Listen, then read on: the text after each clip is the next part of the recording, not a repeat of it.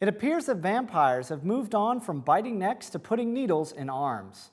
If you happen to find yourself in Transylvania, spend a night at the iconic Bran Castle in Romania and get yourself a COVID-19 vaccine.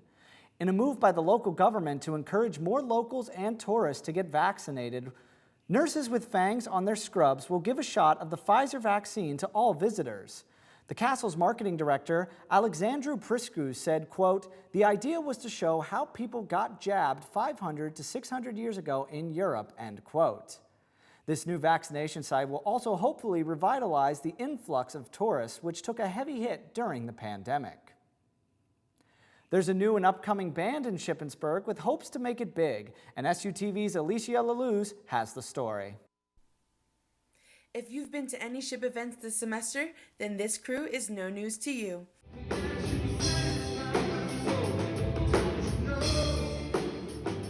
In a pandemic where they could not express their musical abilities, this group formed a band to share their talent and have some fun. Noah and the Rubber Band have performed at many events on campus, such as this past weekend's Rage Room, to actually receiving third place in APB's SHIP's Got Talent. The band is composed of Bubbles the drummer, Sean Doyle on the keyboards, Kim O'Neill on bass, and the lead singer-guitarist is frontman Noah Steinfeld. I had the chance to chat with Noah, where he said the band is super proud of their success thus far. We're really happy, honestly, to be playing music right now. I don't really think that there's anything bigger than music with the feelings that it creates. And we're just really looking forward to where we go from here. And this is a really great group of musicians, so it's really exciting.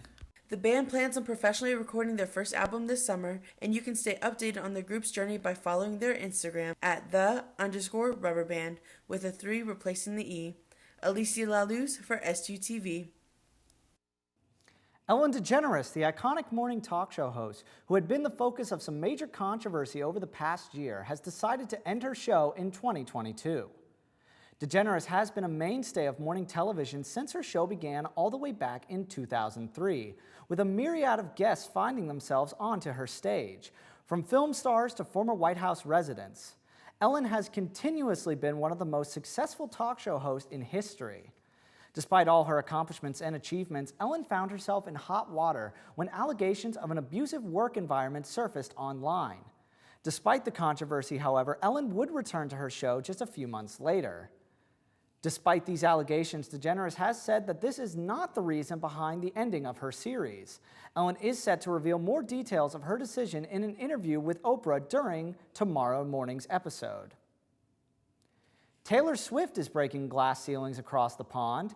Swift is set to become the first woman and non-British citizen to receive the Global Icon Award at the 2021 Brit Awards. The Brit Awards is the United Kingdom's version of the Grammys. Swift is receiving the award, quote, "in recognition of her immense impact on music across the world." According to UK officials Charts Company, she is this year's biggest selling artist. Previous Global Icon Award recipients include Elton John, David Bowie, and Robbie Williams. The 2021 Brit Awards will take place at London's O2 Arena on Tuesday night. While New York is moving full steam ahead into reopening and getting back to normal, one of the city's mainstay industries will be taking its time before opening its doors again. Theaters both on and off Broadway will be returning this fall, as numerous musicals and plays have begun to announce their return dates. So far, the musicals Hamilton, The Lion King, Wicked, and Chicago will kick things off on September 14th, with more shows like Phantom of the Opera, Ain't Too Proud, Tina, and Jagged Little Pill returning in October, and with even more shows expected to announce their returns in the coming months. It should also be noted that when Broadway returns, all the theaters will be able to operate at 100% capacity. However, it is likely that masks will still be required for entry. After decades, NBC will not be airing the Golden Globe Awards next year. Monday, the network announced it would not carry the show due to controversy surrounding the Hollywood Foreign Press Association, the nonprofit responsible for the Golden Globes. Some of the issues NBC cited were the association's lack of diversity and ethical questions related to financial benefits, like hotel stays for members.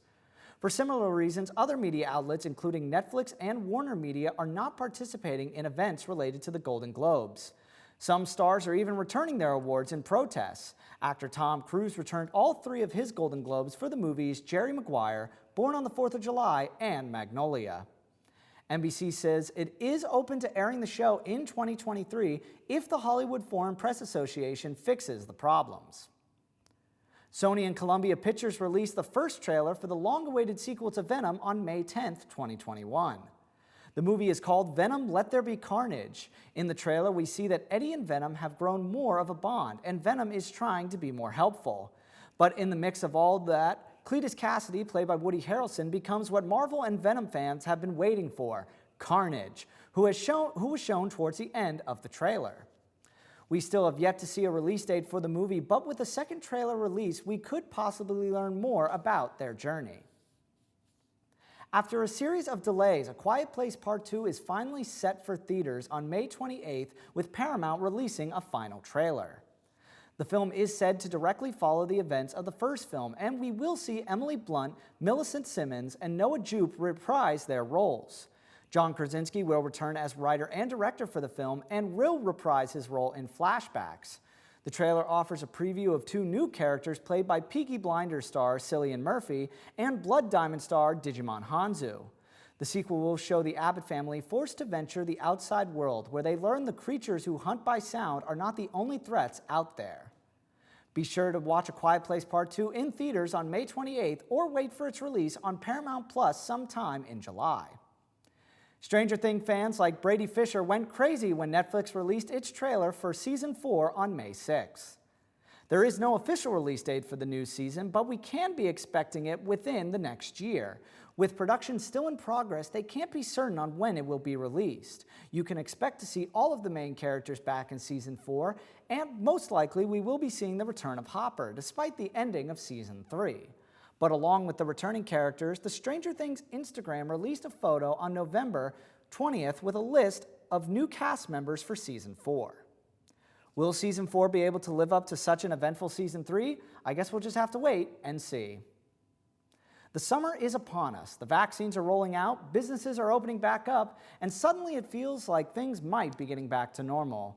And none will feel more normal than returning to cushioned seats and air-conditioned auditoriums of your local multiplexes. With delay after delay, the 2021 summer movie season might seem smaller than years prior, with studios saving some of their bigger tentpole films for the fall and winter months. That doesn't mean that there aren't some big blockbusters heading our way in the next 3 months. So here's all the big releases you should be keeping an eye out for. Kicking off the season this week is starting things off on the spooky side from producer Chris Rock and starring alongside Samuel L. Jackson comes Spiral, the 9th installment of the popular horror franchise Saw, which will be debuting in theaters alongside Zack Snyder's action zombie heist film Army of the Dead on May 14th.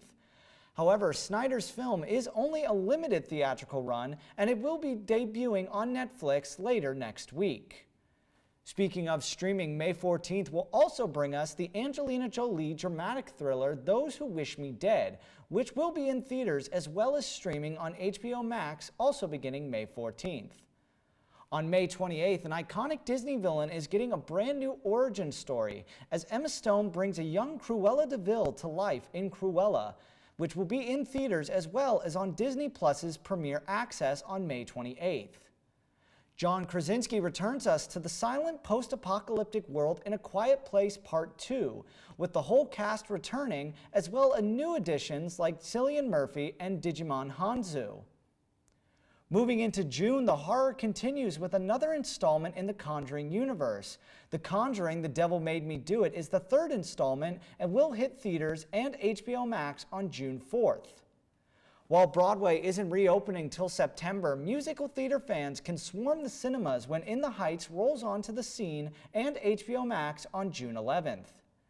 Pixar is giving us an all-new coming-of-age adventure with Luca about a young boy who has to try and hide his aquatic secret while enjoying the summer with his new best friend. It was one of the first films to be delayed back in 2020. Now it'll finally see the light of day. On June 25th, we get the 9th installment of the Fast and Furious franchise, simply titled F9. If you're looking for a good scare July 4th weekend, check out the final installment in the popular horror franchise. July 2nd will bring us the 5th film in the Purge franchise, titled The Forever Purge. July will continue the thrill ride of action with a long-awaited Black Widow solo film on July 9th, both in theaters and on Disney Plus's Premiere Access. The next week, on July 16th, we'll see the return of another beloved childhood classic in Space Jam: A New Legacy, now starring LeBron James and Don Cheadle. On July 23rd, M. Night Shyamalan goes back to his horror roots with Old, which we have only seen brief looks at during the big game this past February. The month concludes with Dwayne "The Rock" Johnson and Emily Blunt teaming up for the Disney adventure based on the popular Disney World attraction Jungle Cruise on July 30th. For some, August means the summer hype slows down, but with releases like these, say otherwise. DC's all-new The Suicide Squad on August 6th, which will premiere in theaters and on HBO Max, the Aretha Franklin biopic Respect, the Ryan Reynolds video game comedy Free Guy on August 13th, and the summer movie season will conclude on another spooky note with my most anticipated film for this summer, the reboot of the beloved horror franchise Candyman, from producer Jordan Peele, with a star-studded and diverse cast, including the original Candyman himself, Tony Todd. Whether on the big screen or small screen, this summer movie season is as promising as ever. However, these release dates are subject to change at any time. Nevertheless, I can't wait to be back in the theaters after all this time. And that's it for SUTV Entertainment. I'm Adam Beam. Be sure to follow us on all our social media at SUTV News and check out our website at sutvnews.org. We're back with our final ship news broadcast tomorrow, but until then, good night.